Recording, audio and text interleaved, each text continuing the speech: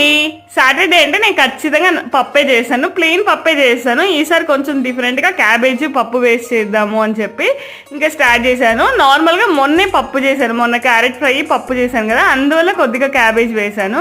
ఏం లేదు, నానబెట్టిన పప్పులో మీకు ఎంత కావాలో అంత క్యాబేజ్, ఒక ఆనియన్, 2 టమాటాలు, కారానికి సరిపడే పచ్చిమిరపకాయలు, చింతపండు, పసుపు వేసుకొని ఒక 3-4 విజిల్స్ వచ్చాక తర్వాత కుక్కర్ ఓపెన్ చేసి బాగా మ్యాష్ చేసుకోవడమే. నా దగ్గర గుత్తికట్టు ఉంది, అయినా కూడా నాకు ఎందుకు మ్యాషర్తో బాగుంటుంది అని చెప్పి మ్యాష్ చేసుకునేసాను.